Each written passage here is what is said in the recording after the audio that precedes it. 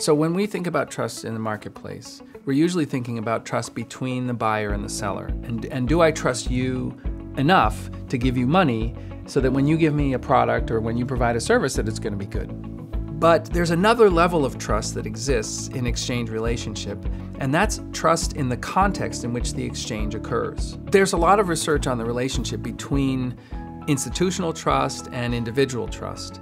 And some research suggests that the more institutional trust exists, the less people feel like they have to build trusting relationships because they're protected by the institution. But there's also research that suggests that the more we trust in institutions, that provides a useful foundation for building even stronger trust with exchange partners. And the jury's still out on which is true and which isn't. A lot of firms don't like to be monitored by professional associations, and they don't like rules and laws that keep them from doing things that they might want to do with customers. And those laws and rules can make companies be less efficient and less profitable, but they can also enhance the trust that the customer has in the institutions that protect trust. And without them, the consumer may not want to engage with firms in the entire category. And this is particularly relevant for new industries. We hear a lot about the sharing economy. One of the problems about some companies that operate in the sharing economy is that these institutions don't necessarily exist, which protect consumers from these problems.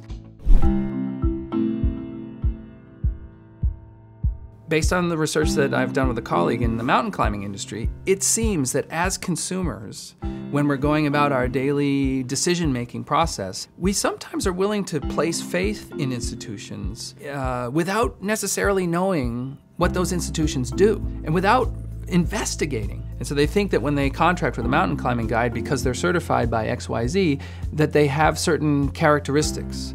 And those characteristics are not necessarily the case. So the FDA, people think, oh, well, I'm going to buy this new product because the FDA approved it.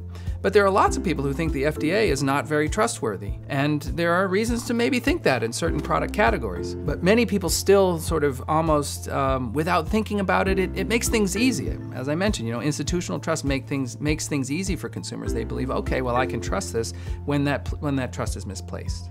The amount of implicit trust, let me put it that way, the amount of implicit trust that exists in the institution of guiding and maybe in the professional associations that monitor guiding is amazing to me as someone who doesn't climb mountains. They say, well, I went to a website and I found this person and my friend said they're good, so I signed up for them to give them $60,000 to have them take me to the highest peak in the world where I might die.